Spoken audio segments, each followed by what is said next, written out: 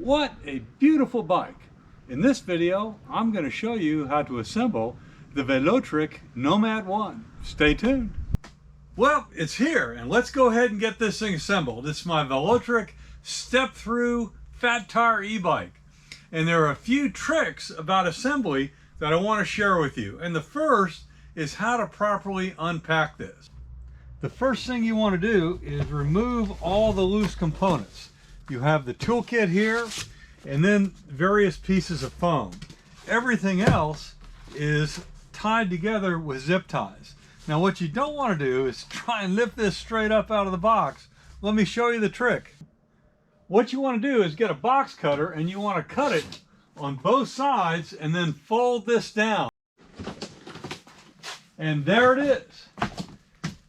You can see how well this is tied together and how well it's been packed for shipment. So the key thing you don't want to mess up is you do not want to touch the brake right here. The rotor of the brake must be perfectly straight. And I'll show you the trick on how to put that on the front fork without bending it. But right now, I'm going to go ahead and unclip all the zip ties and get this thing out. Once you're at this point with all the packing removed, go ahead and open your toolkit box, and here's what you can see comes with the unit. All the tools you need to go ahead and get it set up. The front fender, because the rear fender is already installed. And then in the toolkit itself, you have the kickstand, the charger, lights, and things like that. So now, what's the first thing you're going to do? Are you going to pull this thing out and get going? No, no, no! You're going to read the manual. Go ahead and do that first. After you read the instructions, go ahead and pull the bike out from the back of the box and keep the rear wheel in the frame that it came with, because that stabilizes the box.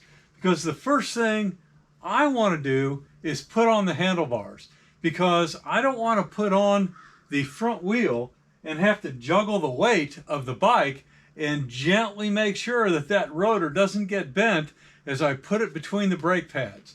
So I want the handlebar on first so I can flip the bike over and then gently put the wheel into the front fork. So the first step then is to fix the handlebar. And here's a common mistake I've seen people make. The stem needs to be rotated. You don't want to put the handlebar in with the stem as it came in the box, because it is reversed. So I'm going to go ahead and loosen up the stem. There are bolts on either side, and I'm going to loosen this till I can move it, and then I want to rotate it exactly in the front. Now, one thing I would recommend to the manufacturer is to put index marks here so you know when this is exactly aligned with the front fork. What I'm going to have to do now is eyeball it to make sure that it's straight. You can always adjust this later if it's a little bit off. Once you have it centered, go ahead and carefully tighten the bolts in so you don't move the stem. And again, it's righty-tighty, lefty-loosey. The next step is to remove the face, and we're going to put the handlebar in right here. And there is a technique to how you retighten these bolts that I'll cover in a minute. Now let's get them all out and get the handlebar in. Once you put the handlebar in here, you can put it in there loosely. You notice it has a cross pattern that you're going to match up with the index marks on the cover. Now note that there is a top and a bottom to this. The bottom is the curved part that matches up with the curved part right there. So go ahead and make sure you have these oriented properly. Put the screws in loosely, and then you're going to want to tighten in a cross pattern. 1, 2, 3, 4. Put them in there hand tight, and then you can worry about getting this lined up. Now I'm good to go. I've got it lined up and I've got it tight. There will be a gap up here at the top and at the bottom. Don't worry about that. Now what I want to do is turn the bike over and rest it on the handlebars, and that will allow me to smoothly insert the wheel into the front fork.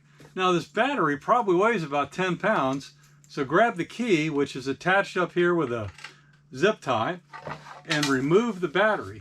Without the battery, this is a lot easier to flip over. Now, one thing to check is that when you flip it over, there's going to be nothing in the way of the controls up here. And I see that the pedal assist control, which is here on the left, sticks up just a little bit above the handlebars. So there's two things you can do to protect that from being damaged. The first and easiest is if you have a couple books, put those down on the floor and then make sure the handlebars are resting on top of them. That will elevate the bike up above the level of this control right here. I've got handlebar jacks, so I'm going to go ahead and use those. If you don't know what a handlebar jack is, let me show you. Handlebar jacks are merely a little bit of a tripod that you can take and you can put onto your handlebar and will elevate it to allow you to work on it. I use these all the time when I'm doing maintenance because it gives me the opportunity to flip everything over. I'll put a link to these down below in the description if you're curious about them. But again, you don't need these. Just get a couple books and you can put them under there and then you'll be good to go. So lock these down. Now I'm ready to flip it over and everything here is going to be safe. Now one other thing you may have noticed is that I'm continuing to use the box because I don't want to get anything scratched up. This is such a beautiful bike that it'd be a crime to scratch it when you're assembling it. Save that for when you're going off-road someplace. On both sides there are protective plates. Go ahead and remove those. Remove this piece and remove the tab, and now you're ready to go. And I want to check to make sure that the brake pads are separated.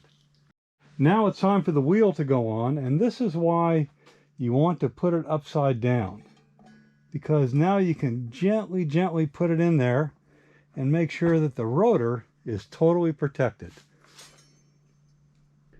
Just a matter of putting the washer on and then reinstalling the two bolts. Tighten these down tight. Use the lug wrench that came with it to tighten them down. Just to make sure the brakes are roughly aligned, go ahead and pull on the handles a couple times and then spin the wheel. If you hear any rubbing, you're going to have to do some adjustment a little bit later. Right now, this is perfect. The next thing you need to do is get this kickstand on, because everything else you're going to want the bike to be standing upright. And it comes with the two bolts for the kickstand already back here. So it's just a matter of taking these both out. And this one's a little bit tighter. And then we're going to screw them back in with the kickstand. Now, before you screw this on, recognize that there's a right and a wrong way to put this on. You want to see the shiny little bolt part outside, and when you put it on there, you can see why. Now this is at a good angle, and you can do adjustments here to make the angle suit the amount of support you like.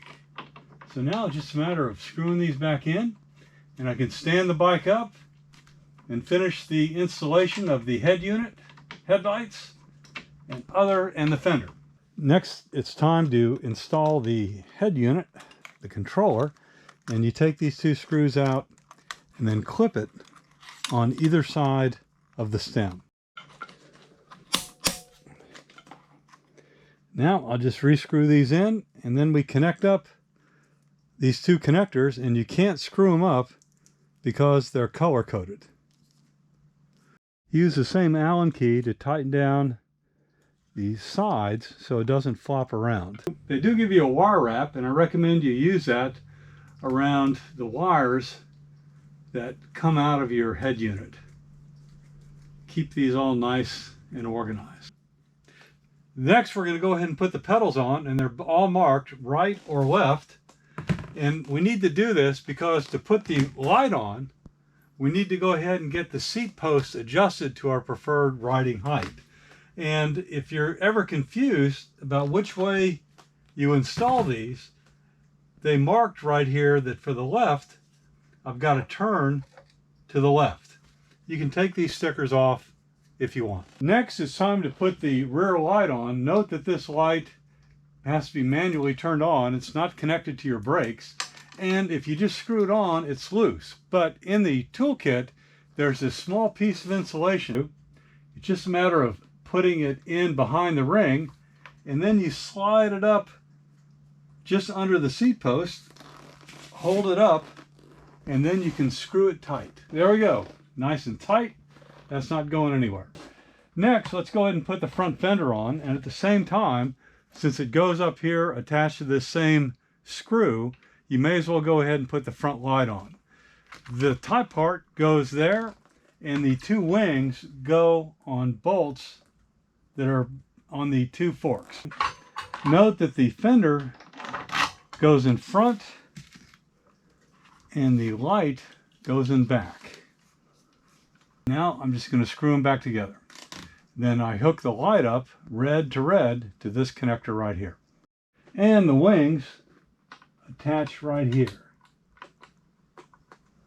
Do the other side, and then this fender's installed. When you're done, put all your tools back in the bag that they provided, so they'll be handy in the future.